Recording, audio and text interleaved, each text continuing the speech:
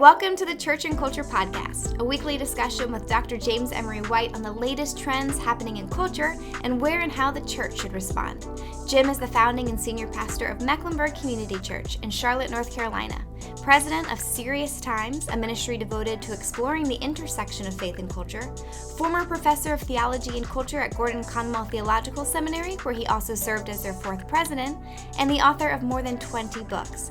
I am your host, Alexis Dry, and I can't wait to dive into this week's conversation. All right, everybody, welcome. It is so hard to believe that it has been 4 years since the Trump administration declared a national emergency in response to COVID. In fact, Jim, I can faintly remember a meeting with you and some other staff at our church, which is Mecklenburg Community Church, during the time when rumors about lockdowns and whatnot were rampant. And I remember how awkward we all felt when you basically told us, like, I don't know if we're going to be back here tomorrow. I guess you should just bring your work supplies home with you just in case.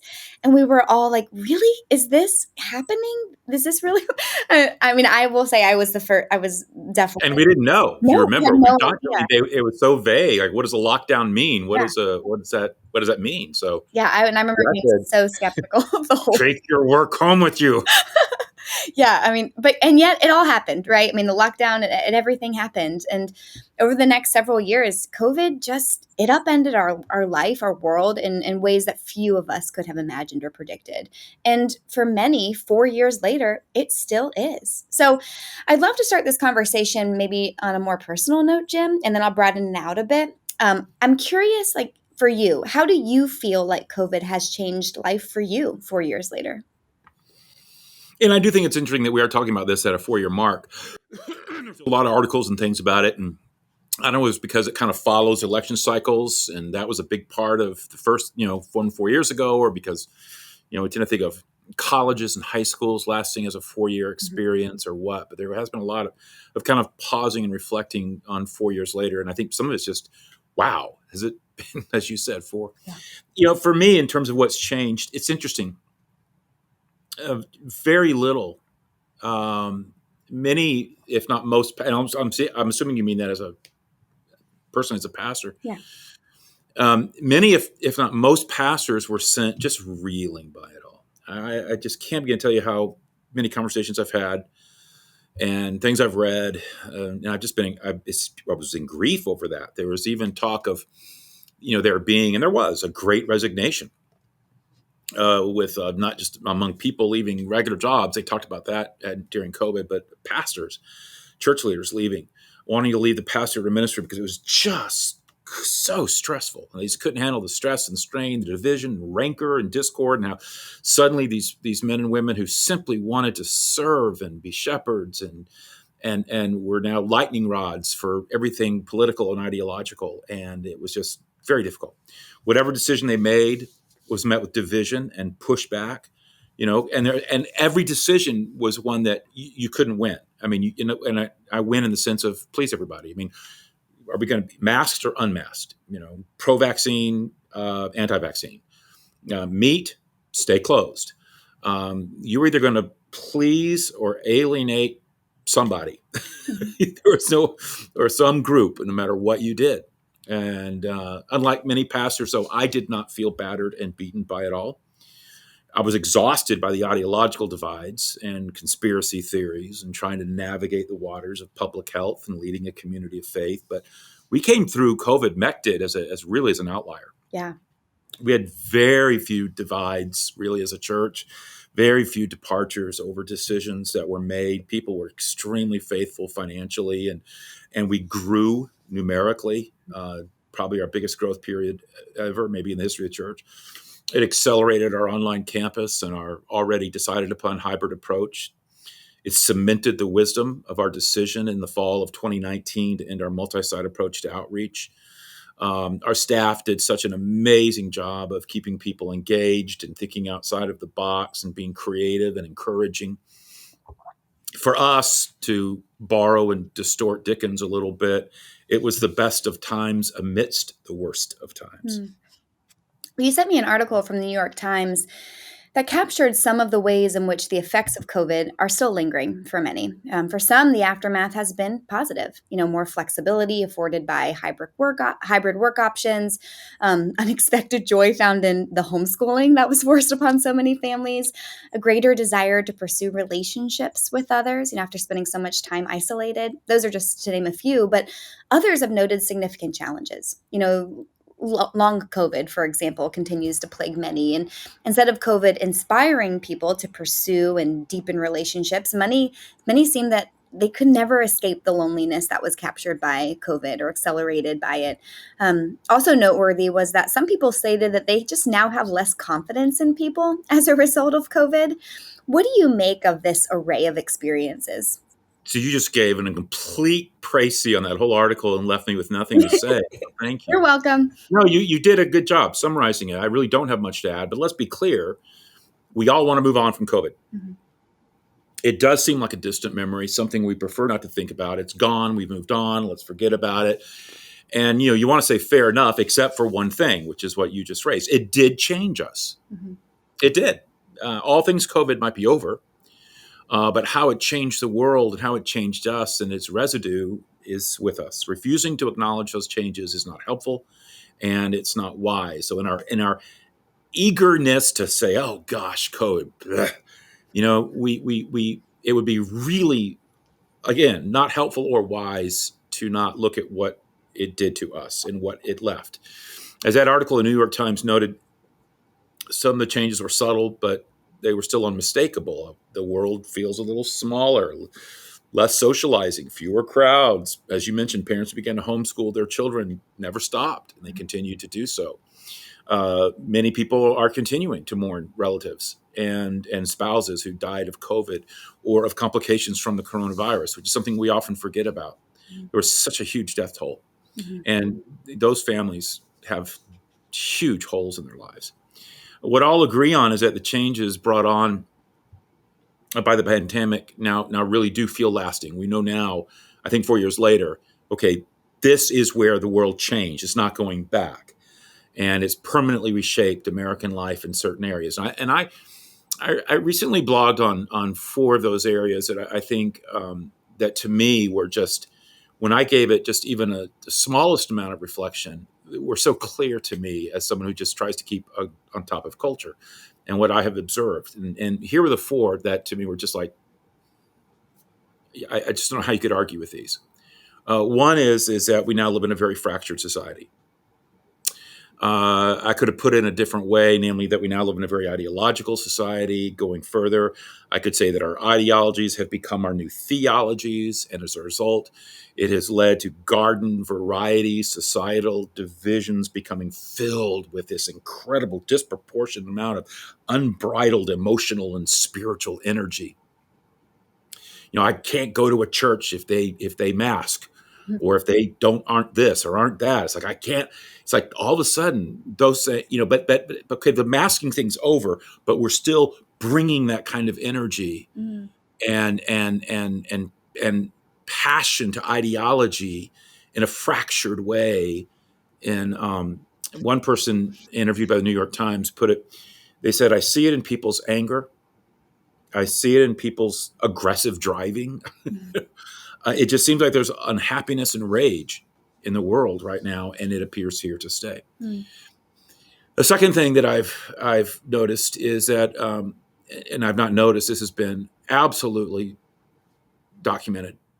We now live in a it's not just post-Christian culture.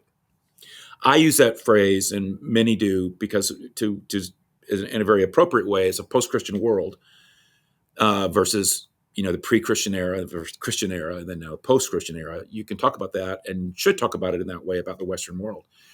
But what's happening is not just simply a post-Christian era. We're in a post-religious culture.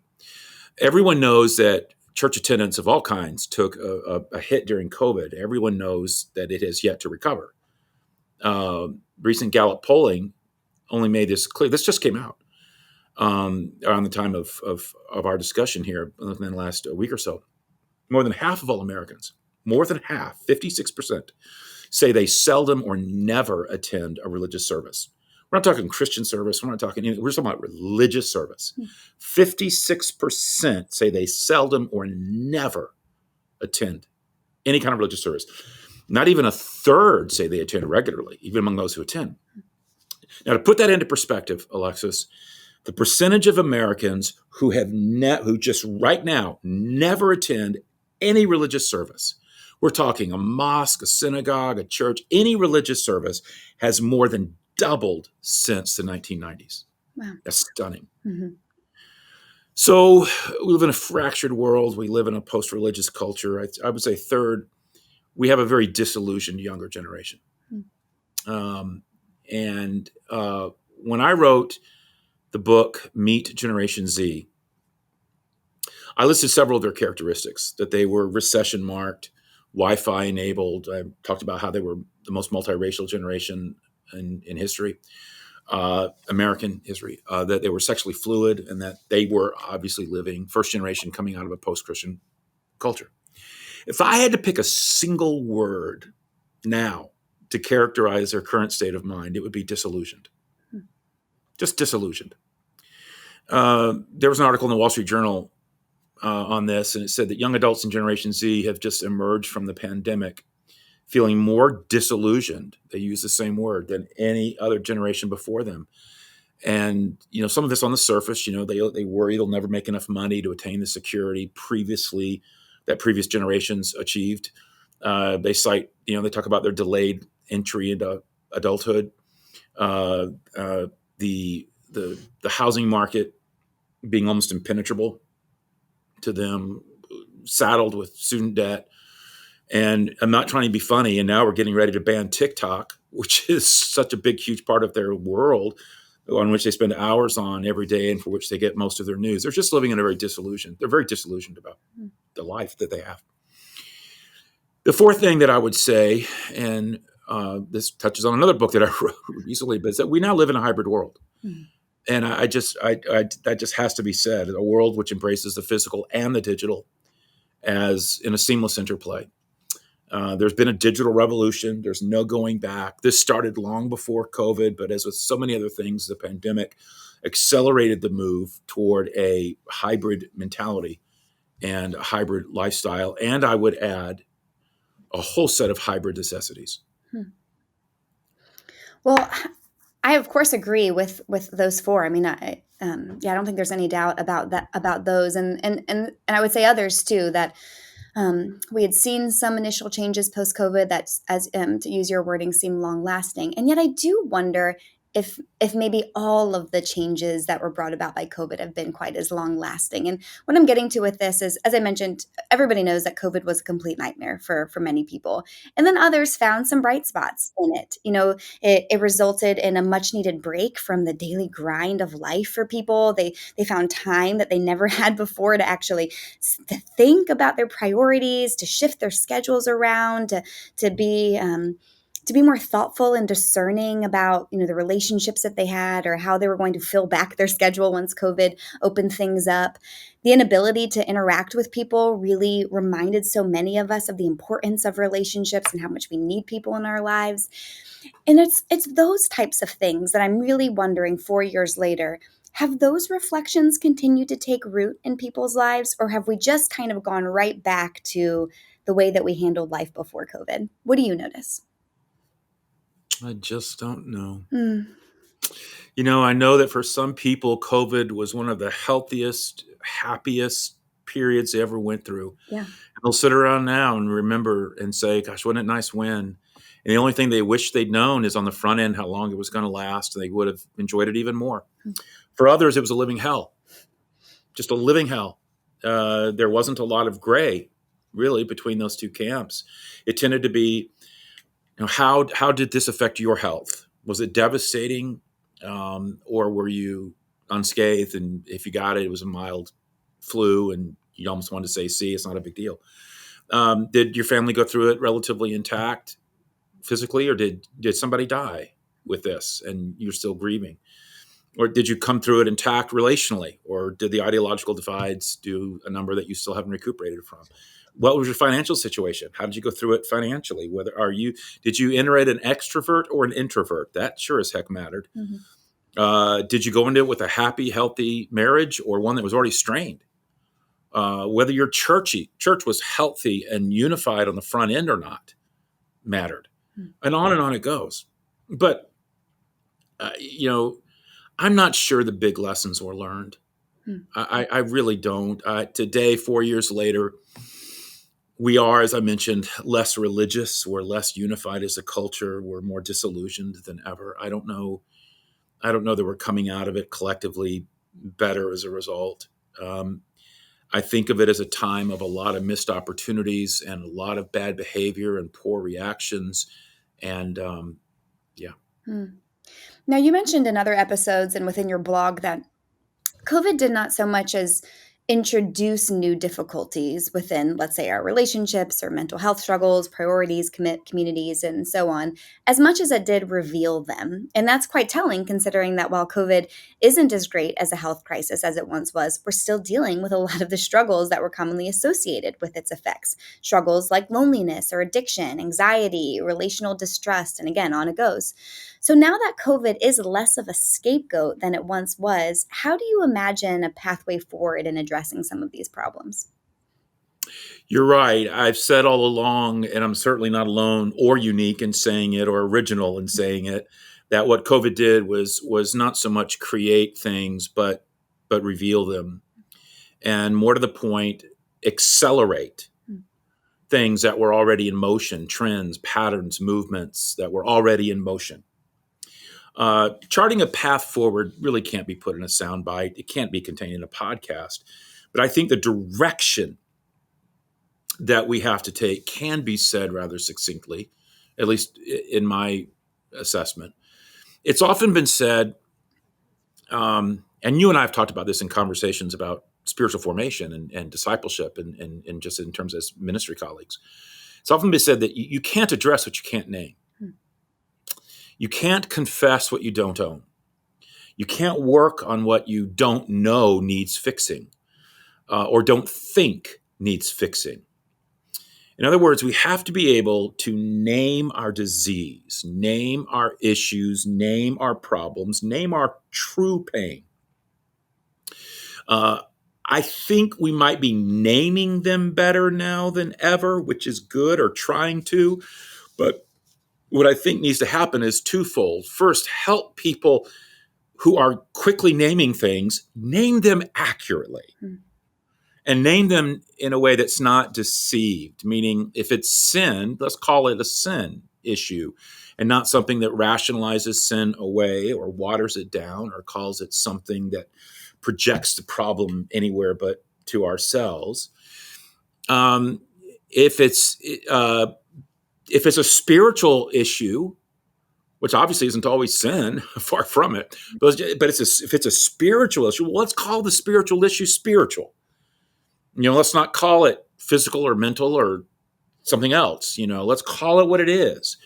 I fear that we're putting a bit much, particularly under the banner of mental health these days, and looking to that for answers when the problem might actually be very spiritual in nature. So think about something like depression. I'm a huge advocate, and I have been through a previous podcast I know that we've done, and I'm pretty sure we've done, and blogs and in my messages, that clinical depression is real. It should not be treated with shame when it occurs, and it should not be met with shame. And taking antidepressants for that is just as important, as critical as a diabetic taking insulin. So I've been very vocal about that. But sometimes depression isn't brought on by physiological causes or even extended periods of grief or stress. Sometimes the condition does have a spiritual component. I remember reading psychologist Larry Crabb saying that some efforts to treat this as a psychological disorder might actually, and I think his words were, cheapen the mysterious battle raging deep within a soul. I thought that was just so well put. He says, suppose that many of the struggles we assume are symptoms of a psychological disorder are in fact evidence of a disconnected soul. a soul starving for life. And if a soul is starving for life, that means that the answer is to connect it to the source of life, as opposed to professional treatment. So I think that's first. The second, after you help them give the right name to their issue, the right assessment, the right category, get them to the right solution. I mean, once you've accurately named it, then you can often really name what the prescription that needs to be written is. It could be confession. It could be spiritual formation. It could be entering into community or deeper levels of community, or separating from unhealthy aspects of community.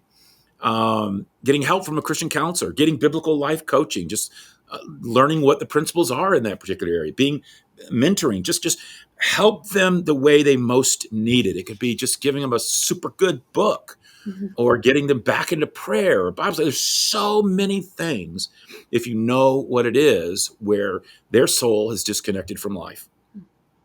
And it could be that it is mental health. It could be that it's physical health. We certainly underestimate, I think, the link between our physical bodies and our spiritual souls. And literally, I've had conversations with people where it's like, well, why aren't you on an antidepressant? You need to be. And there's no shame in that. Or someone who's been like, I'll talk with someone and they're dealing with crankiness or stress or strain, or I'm picking up on all this kind of stuff, and I'm sitting there not understanding at all what's going on. I just start asking them questions. And it turns out that they've been living with joint pain for 2 years that one cortisone shot would fix. And they get the cortisone shot and the chronic pain goes away. It's like they are a new person. But they had no idea what living with chronic pain on a day in, day out, hour by hour basis was doing to them. So it's just, you just never know what the issue might be. Yeah. And sometimes it's a combination of things. Yeah. Yeah. Well, I want to take this conversation in the direction of the church. I have a couple of questions. First, what has the church learned from COVID? I throw these things at you. I'm like, you could write a whole book about this, but so here's the challenge of putting this in a soundbite. But yes, what has the church learned from COVID? Let me answer it this way. Okay. What were we forced to learn or do? And then have we chosen to forget it already? I did write about this. Some of this did pop up at the very beginning of the Hybrid Church book. So there were at least 5 ways that the pandemic early on had the potential of positively altering the trajectory of the church in ways desperately needed.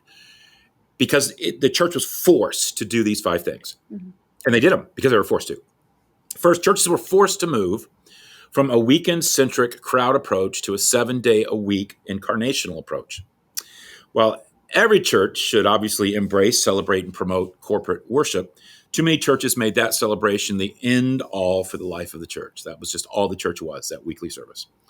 We say that the church isn't bricks and mortars, but rather a community of faith that can be strategically served by brick and mortar, yet too many churches were never leaving the building. The goal of the church is to be the church in the community where it resides, attempting to reach out and serve in the name of Jesus. Early on, the pandemic broke us out of those gospel ghettos and those holy huddles and forced us into our neighborhoods and streets where we lived. Second, churches were forced online. You would think the vast majority of churches were already online. The vast majority were not. I don't mean they didn't have a website. Most did. They just weren't doing anything with that website. It was a glorified billboard and not much more. And they didn't have an online presence. Prior to the pandemic, having an online campus or even streaming a service on Facebook had been pursued by a really small fraction of the 45,000 or so just Christian churches in the technologically advanced United States, much less the wider world. But then virtually overnight, the vast majority of churches did have an online presence. They were finally going where the world actually was living. Third, churches were forced to embrace social media. Don't diminish that. If most churches didn't have an online presence prior to the pandemic, it goes without saying they weren't embracing or using social media. One study found that pre-pandemic, only 15% of all of the churches in the United States were either using Twitter or Instagram, or even on it, even had an account. Yet as churches had to quickly learn, social media is the communication network of the modern world. Like it or not, it's not a question of that. It's a reality. It's the communication network of the modern world. It's how people relate. It's how they get their news. It's how they feel relationally touched. In essence, the pandemic forced churches to learn to communicate the way the people they were trying to reach were communicating. Fourth, churches were forced to innovate and change. Necessity is often said is the mother of invention. It's also the mother of change. When you're forced to stop doing things the way you have always done them, but yet you still have to soldier on, you're forced to into new ways of thinking and just new ways of acting. It's been quipped that there was a book written a long, long time ago called The 7 Last Words of a Dying Church. And the 7 last words of a dying church were, "We've never done it that way before." In the nick of time, at least for many churches, they were forced to say, "We must do things like never before." That takes a church from 7 words before death to 7 words before life. Well, finally, churches were brought back to mission. When all your practices and ways of doing things are stripped away, you're left with something very raw. And it's your real reason to exist, something very exposed in a good way. When faced with, say, the inability to meet for a Sunday service, you're forced to ask yourself, well, what were we trying to do through that Sunday service? And then get about finding a way to still do it.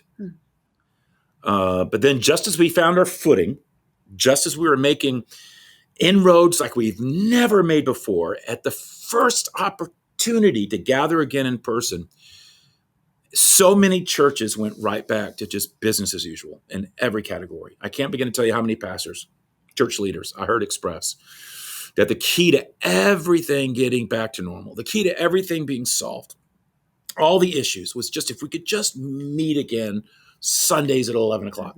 We could just do that. They said they hoped they would never hear the phrase Facebook streaming again for the rest of their life. But then came the seismic shock.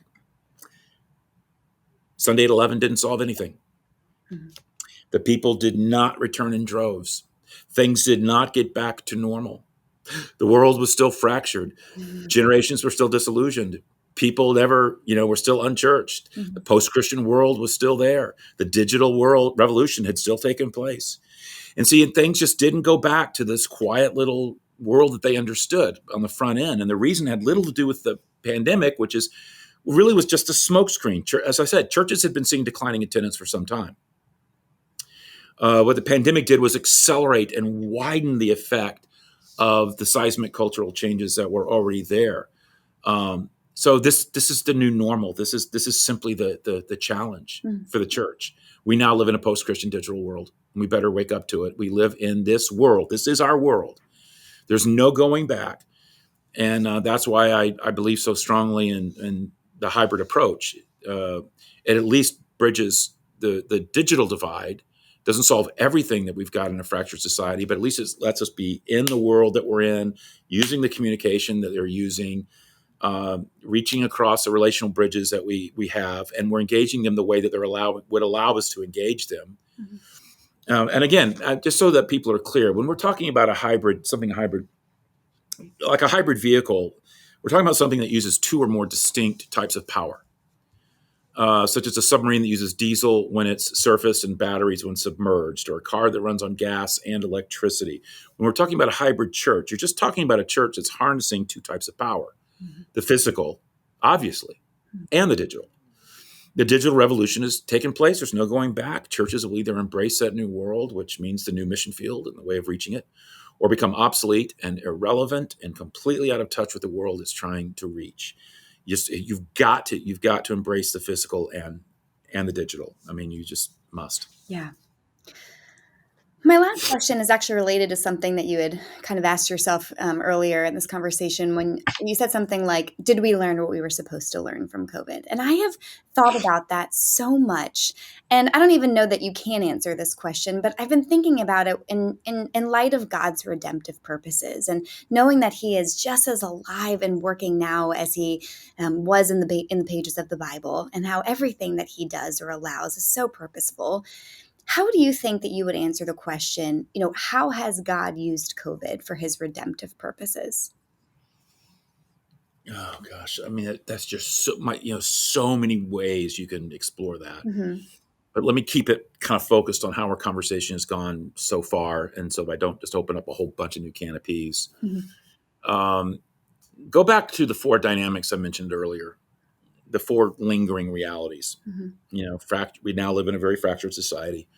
We now live in a post-religious culture. We now have a disillusioned younger generation. We now live in a hybrid world. Each of those changes holds enormous significance for the life and mission of the church. Like what did God do? What can God do redemptively?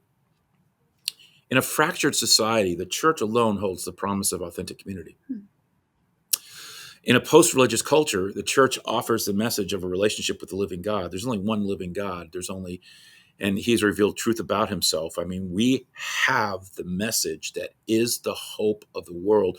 We have the gospel that talks about the one true God and the way to be in a relationship with him.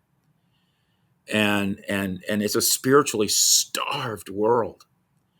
When we're taping this, it's just a handful of days after the eclipse Mm-hmm. that took our whole world by storm and fascinated people. And I remember as I was the prep that led up to the eclipse, there were all these stories about how when people who had seen them before, how emotional it was, like what a spiritual event it was, how they would just by looking at the eclipse, they began just crying about it. And it wasn't because they didn't have their glasses on. Yeah. I mean, it was just this emotional experience. And then after the eclipse, on that Monday, all the news reports that followed up were doing the same thing. People were just saying that, this bound us together as community in our world, and it was moving to me and my place in this world, and I was spiritually touched, and I wept uncontrollably at the emotion of it, and all that time I was thinking over an eclipse, and then it hit me. That's how spiritually starved we are.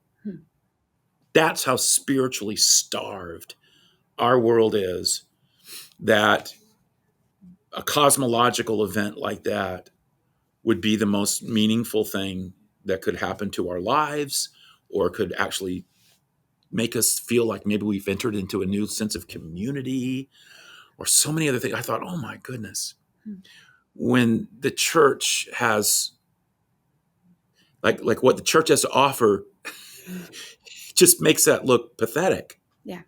A counterfeit. So, and I think it also, so I think the church can really step into these things. And of course, unless the church rises to the challenge of the reality of a hybrid world, it will squander its great opportunity.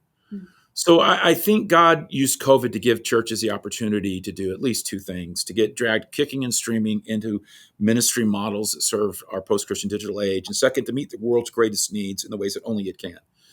And hopefully help the church clarify exactly what those needs are. Because, COVID showed us that the greatest need is not that you have a public in-person service at 11 o'clock on Sunday. It's that you engage people with the worship of the living God and introduce them to what that would be like. There's a difference, Yeah. I know that for us as a church, God did amazing things redemptively. I mean, we grew bigger, faster than ever before, reached more people for Christ than ever before. We're able to innovate like never before. We're able to remind ourselves of the basis of our missional unity like never before. And we saw that the church is the hope of the world like never before. And so for that, God bless COVID. Yeah. Well, I just pray that, to your point, that the church really does rise to the occasion. I mean, I guess we'll continue to see as our lives unfold how God could use this Yeah, in his redemptive plan. But I do pray that we can be good stewards of this opportunity. Thank you, Jim, for taking this on. Thank you guys for listening. We'll leave it there for now, and we'll catch you again next week.